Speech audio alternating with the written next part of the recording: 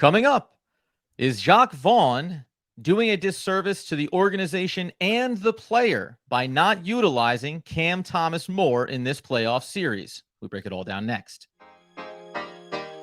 You are Locked On Nets, your daily Brooklyn Nets podcast. Part of the Locked On Podcast Network, your team every day.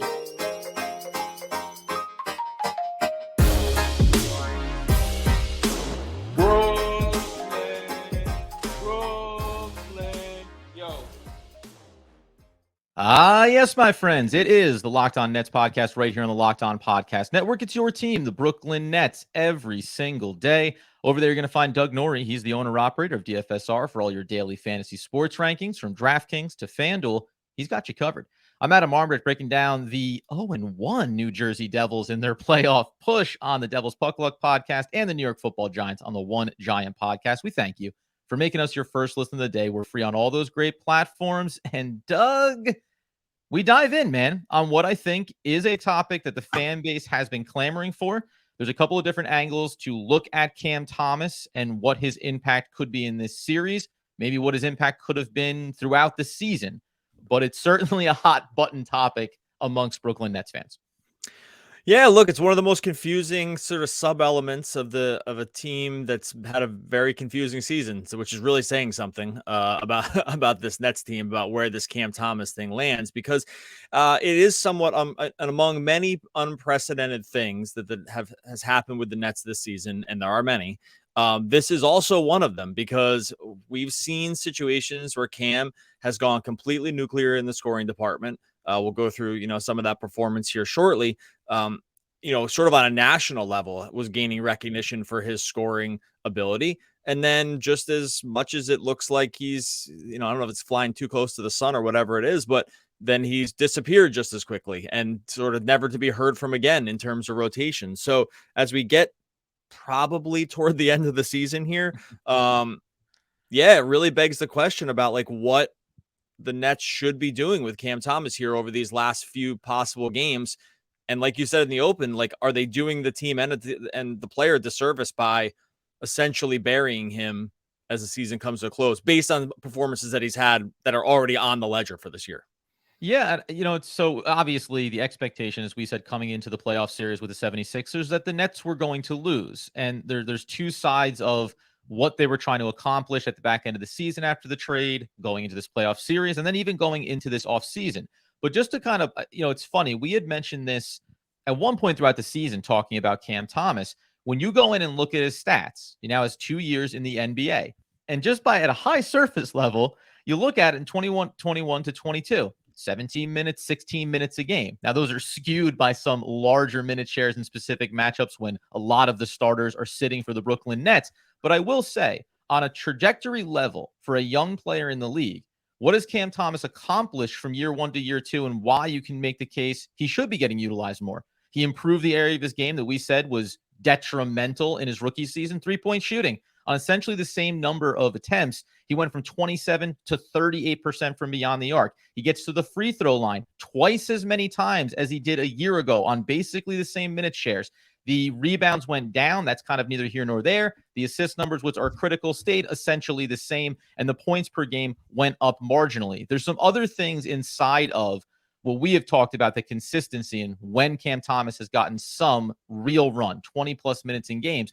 But just at a high level there, as far as this player, does that improvement year over year already give you pause around why Cam Thomas hasn't been more involved leading up to this moment when we're discussing it?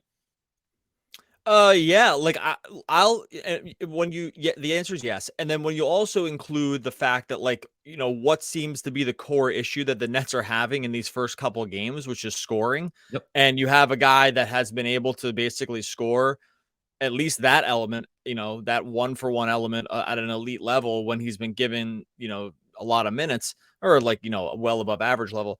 Yeah, like it becomes it does become confusing. And I do think that there are certain numbers that back it up, specifically when you look exactly at what the Nets problem here is, right? Or perceived problem. Look, there's other down chain effect problems that can come from having Cam Thomas on the court a lot. But like, I can see why a segment of fan maybe the whole fan base, like, is looking at this and be like, hey, we just scored 84 points in this game, in a playoff game. You have a guy that was essentially like a 50, 40, 90 guy when he was given the chance to play a lot of minutes.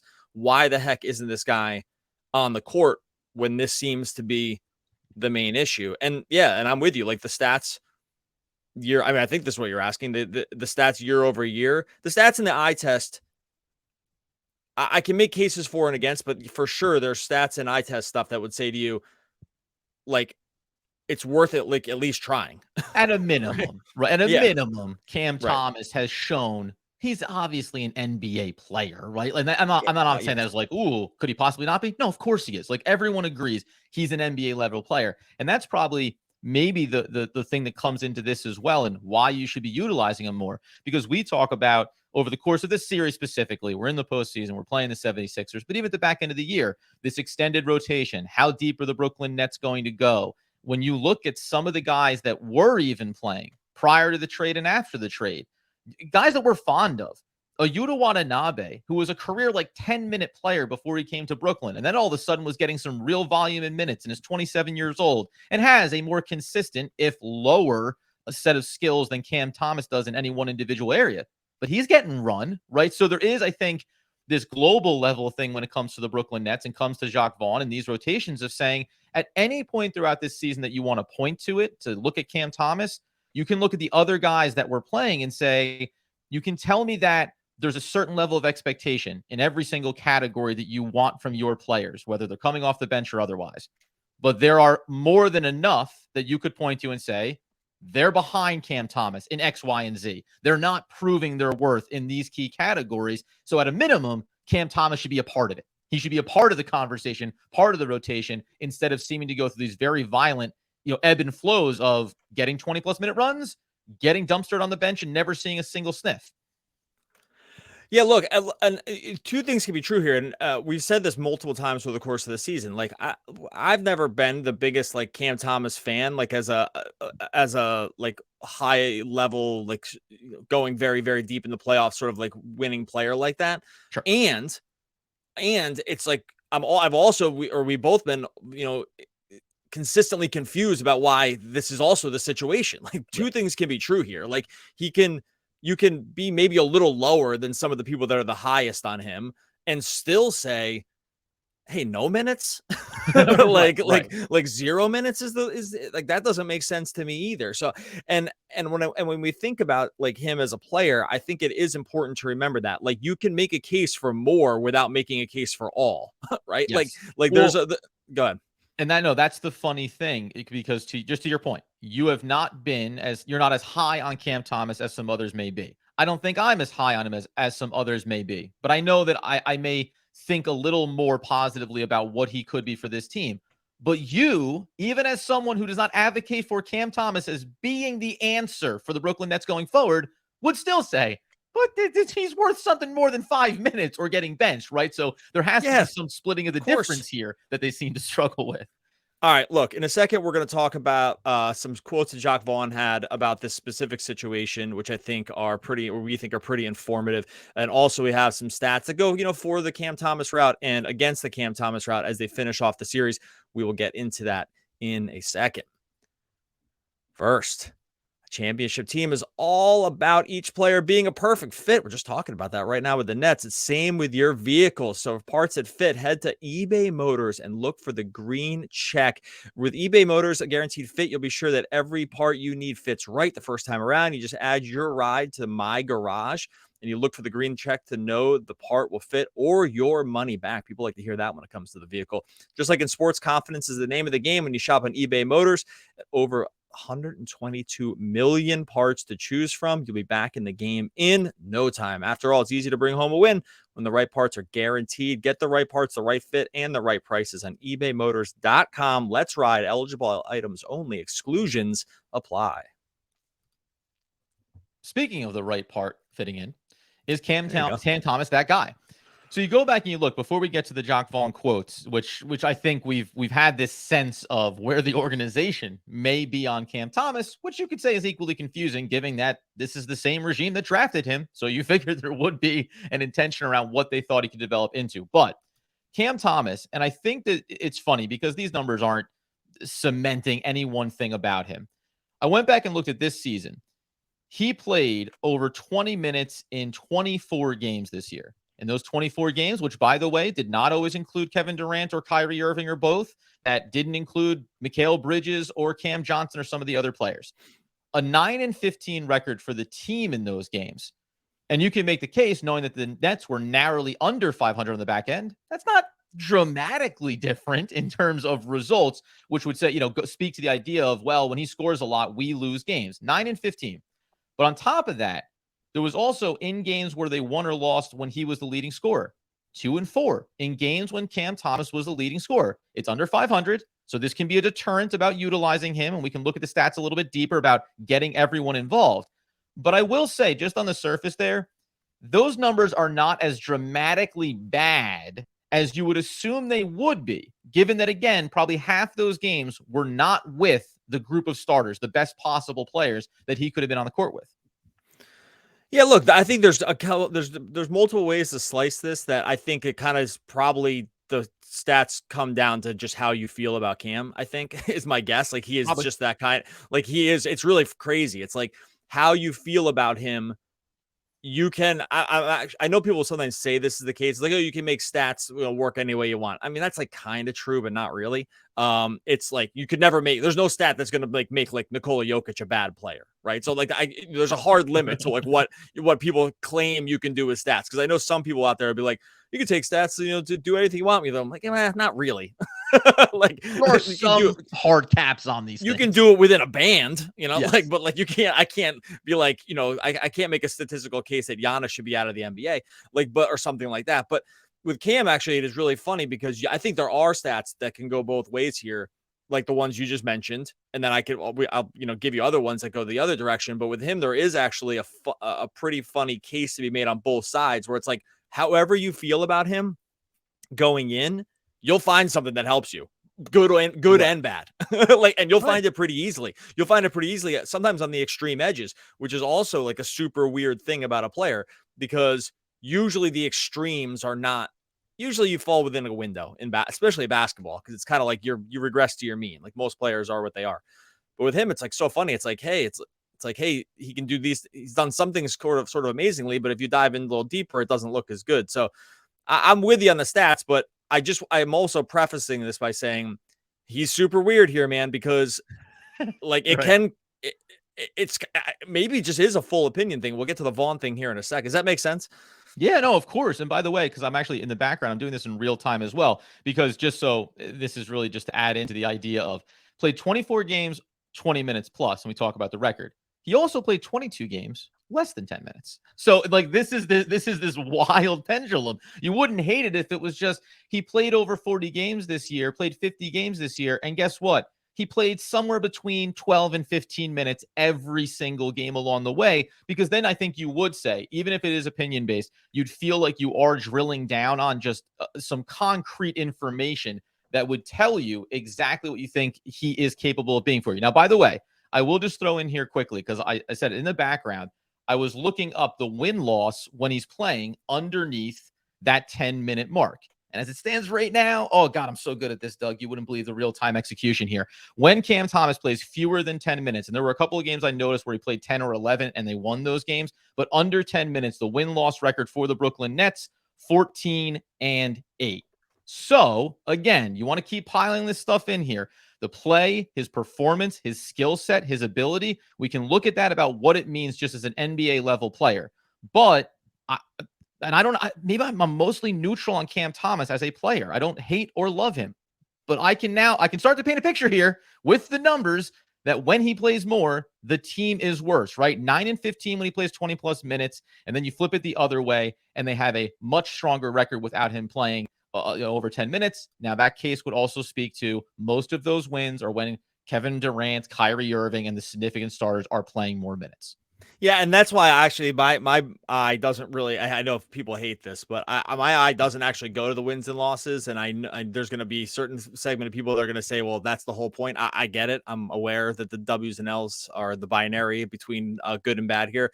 I just think there's so much context that goes into each one of those games that I don't want to rifle through. Okay, so listen, this is what Jacque Vaughn said about the situation. A good friend of the show, Eric Slater, Yes, sir. put this up on Twitter during the post game after Philly, and I thought he asked Jacque Vaughn if he considered going to Cam Thomas with the Nets struggling to score. That was Eric's exact question.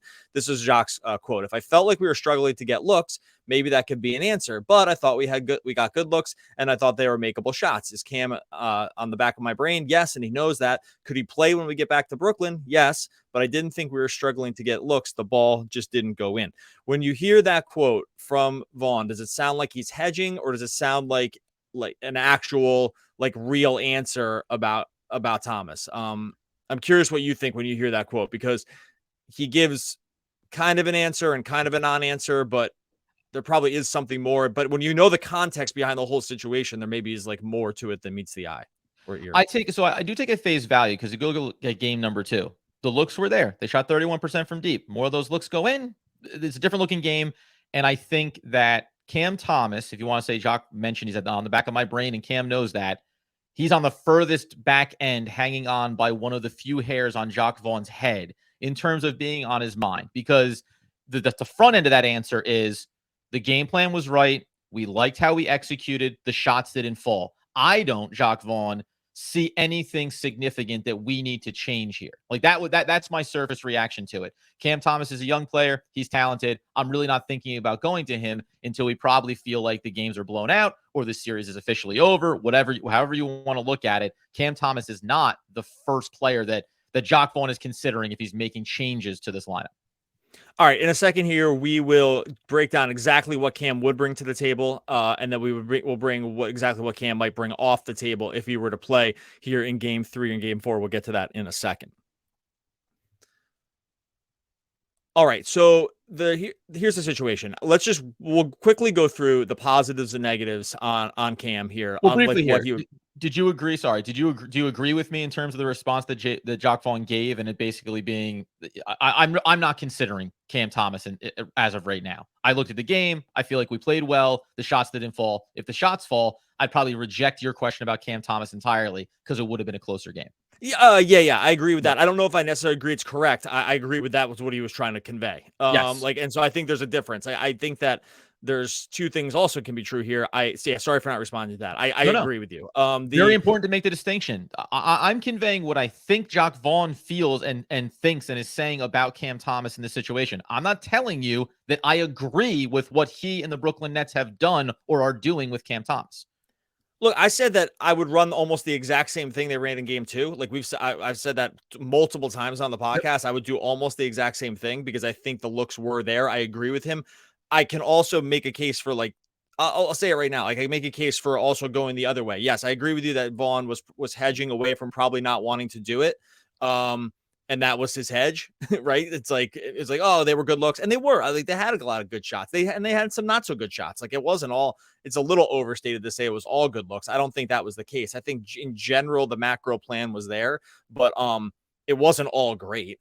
And so let's just roll through real quick. We'll go through some things. I'll throw out one, and then we respond, and we can kind of bandy this back and forth. One place I think Cam would really help them right now, and the case for playing him, would be him being able to attack a Philly drop coverage that wants to play Embiid sort of deeper on and not come up to the level. We saw Embiid come more on level when it came to Bridges. That was sort of a problem for the Nets because if you watch the game too, it's Bridges had an impossible time getting into the mid range, because it was just not there for him. And they know they take that one piece of away, the Nets aren't able to capitalize on it. If you have another guy that can attack sort of this more drop coverage or try to get to the rim, because he takes a lot of contact at the rim and is really good at that, I actually do think this is a spot for him to at least throw a wrinkle into what the Sixers defensive plan is, because the Nets, two things have been impossible for them. They can't get anyone else to score anywhere else but threes, basically. And except for McHale.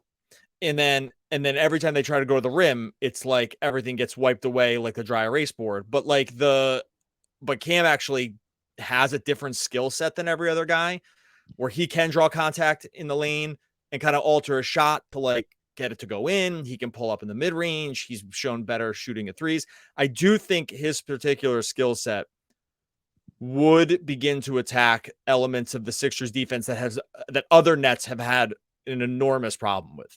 So that's exactly the first place that I went to. The first thing is, well, here's a guy that we know he can drive. We know he can get at the rim. Now, I'm not going to sit here and say just because he's good at that means he's not going to struggle any less than some other Brooklyn Nets when you have Joel Embiid looming around the basket. But unlike Spencer Dinwiddie, Cam Thomas has already shown he's very adept in the mid-range game, and he's quick enough and dangerous enough on the drive that you can threaten, settle in, and knock down some of those mid-range. And if we want to look at Mikal Bridges as the model of saying, here's a guy that wasn't taking as many threes in game number 1, did try to get there in game number 2, but his greatest value was settling into the mid-range, getting inside the arc, using the space that's created, as you said, by the drop coverage, and then punishing with consistency. I can make the argument that Cam Thomas is incredibly consistent at the mid-range shot, that value is there for you. And contrasting it to Spencer Dinwiddie specifically actually does elevate that as well, because there's far too many possessions that, especially in game number 2, yes, we both agreed the Nets need to take more threes, but as I highlighted, Spencer Dinwiddie's been terrible from beyond the arc since coming back to Brooklyn. So you lean into something that one of these guys doesn't do so well, and the difference between 30% and 38%, which is the difference from Spencer Dinwiddie to Cam Thomas, that's going to matter on the outside, and it's also going to matter in the mid-range. So in terms of the positive ways that he can impact this team, I 100% agree with you. I think where we're going to go next year is, what is the drawback to when he's on the court to be able to do those things on the offensive end? Yeah, so I think we can agree. And again, this is never an all or nothing thing, because no one, you don't have to advocate for Cam Thomas by also advocating that he should start over Dinwiddie and play 40 minutes. I think you can both things can be true here, right? So on the one hand, I'm totally with the part. It has to be more. I really feel it has to be more than 0. I feel pretty strongly about here. There's literally no downside. That's the biggest thing, right? There's just no downside. I'm keeping just to stay on the positive here for one more second before we get to some of the negatives. Is the reason it should be more than 0 is twofold. One, they're not winning the series even if Cam Thomas came in here. Let's just be realistic. The Cam Thomas would not be the difference between them, running the table here and winning 4 games. I don't think, right? Mm-hmm. But we've said from the beginning, make Philly uncomfortable, take an extra game, exceed expectations, things like that, I think are important. The number does feel crazy to me that it's 0. Right. And I think as much as anything, from a young player development standpoint, if you want to show confidence, something it does feel a little nuts considering the general situation around the Nets, which is not a championship team, to not give this guy any playing time feels crazy to me. I don't understand it. And then we'll get to some of the negatives.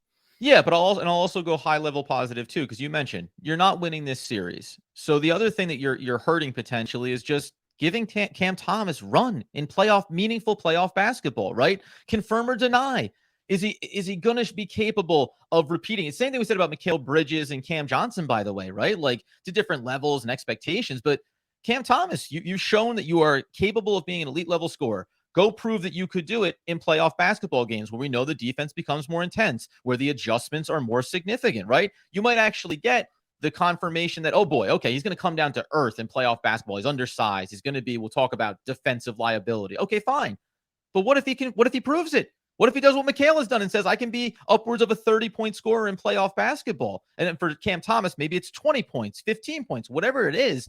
Why not allow him to go do that and get this experience? Because we talked at a high level about it being important for the team overall to get playoff experience. That's why we wanted them to make the playoffs and get these minimum 4 games against Philadelphia.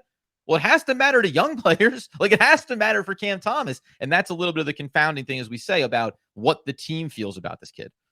Yeah, and the flip side to this is where we've always envisioned him as this off the bench microwave kind of scorer guy. That I think that's at least right now where he is on his trajectory. It feels like that's what the Nets could use is sometimes these Curry Harris combinations on the second rotations. It's a little head scratching, and you're kind of just hoping that Seth Curry can make some shots because that's sort of the only thing that's kept those lineups up even a little bit above water. Mm-hmm.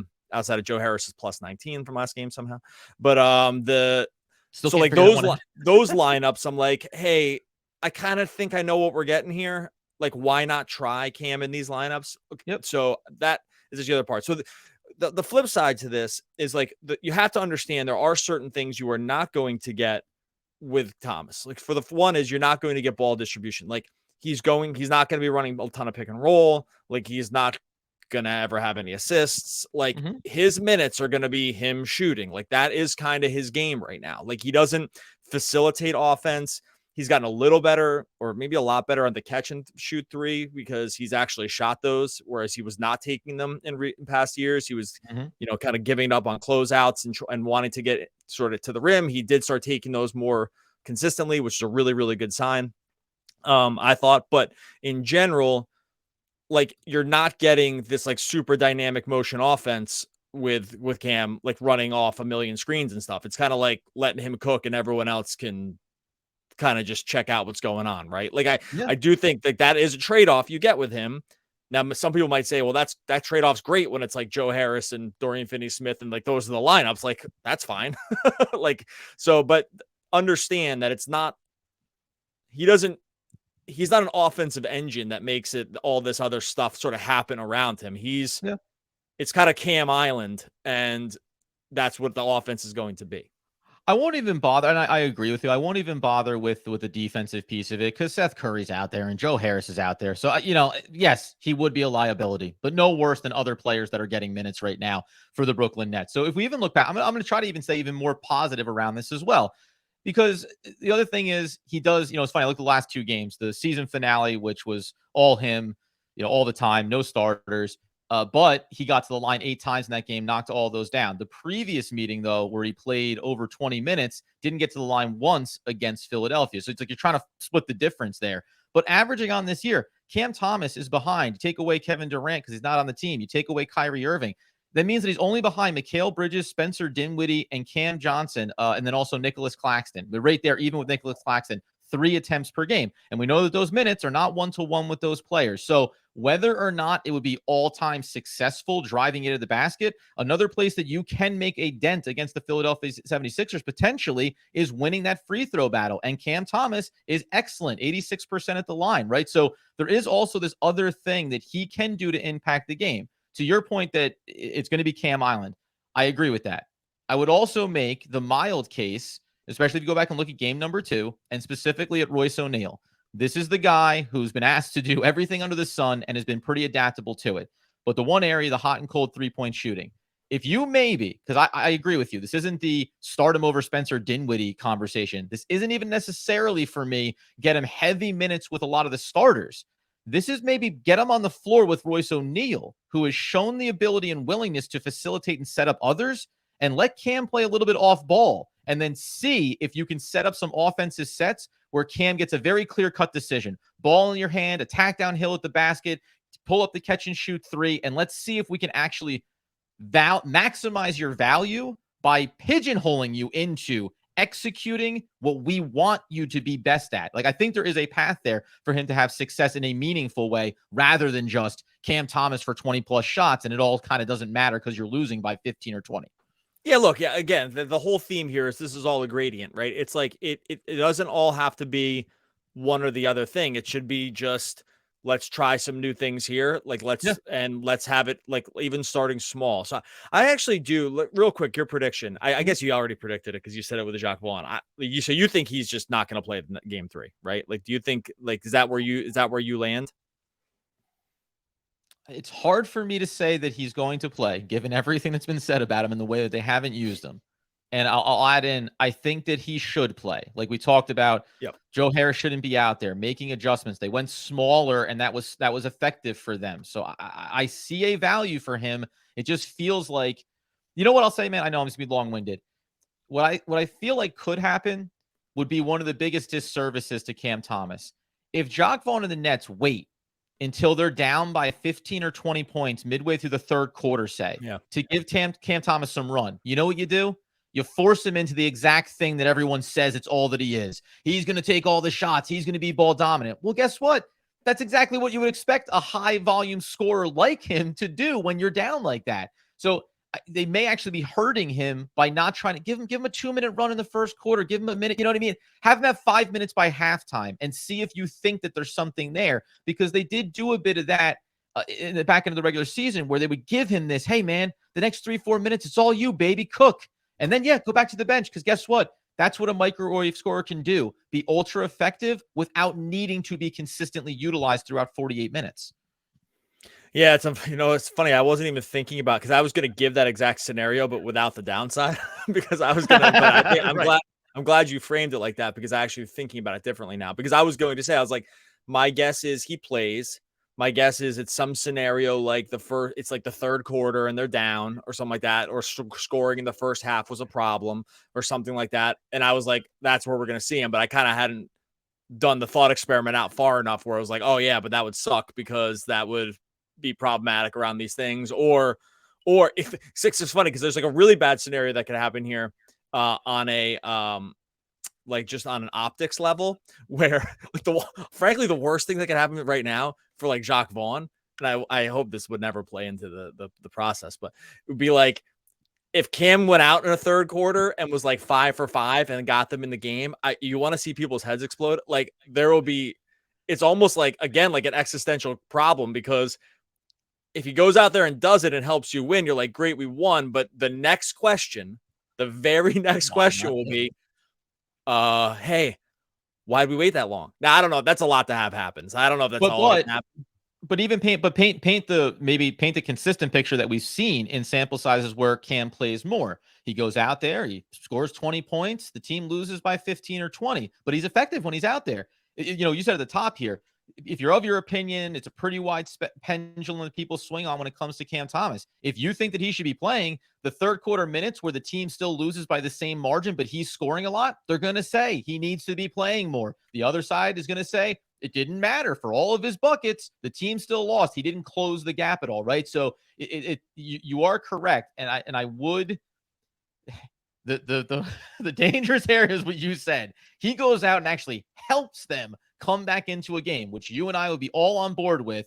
Jacque Vaughn is going to look pretty awful if he's capable of doing that. I will give the caveat, he's had plenty of those opportunities throughout the season, and it hasn't always played out that way. So if he went and did it, I'll check it off as the next step in his evolution and be elated around it. And that is my case for saying use him throughout the game. Don't put yourself into this spot, because for better or worse, why don't you just get the sample size that tells you what he's capable of alongside some of these other key players for you? And this matters in the long term too, by the way. If you think Cam Thomas is going to be a part of this team going forward, Mikal Bridges and Cam Johnson and whatever the next iteration is, you'd love to find out that he can play with these guys. I know they do this in the background. There's practices and everything else, but it's the biggest possible stage that you could show him on. Why not do it? It doesn't hurt you in trade value as well. I know I'm getting off the rails here, but like, there's no downside to playing him for your own organization and potentially for anything you want to do in the off season.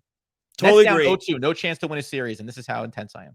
Yeah, look, I totally agree with you. I usually don't trend this way because look, I went this whole podcast without bringing up some advanced stats here that do not help his case at all. Like the advanced stats are brutal. They're brutal. We've hit those like numbers before, and it's not good. It's bad. They're bad. And I'm not trying to end on a negative note. I'm more saying it as like if you dive into the advanced stats and this stuff, it does not help his case. It hurts his case immensely.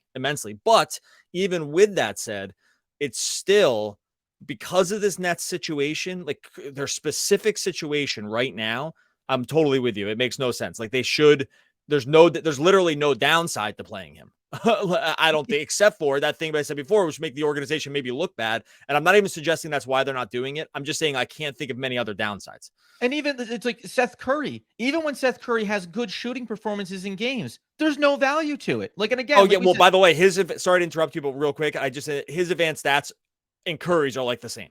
Yeah, like so exactly. like offensive box plus minus and stuff like that. Right. If you're going to go like for like on all the upsides and downsides, etc., why not go with the 22-year-old, not the 30-year-old who's not going to be here next year?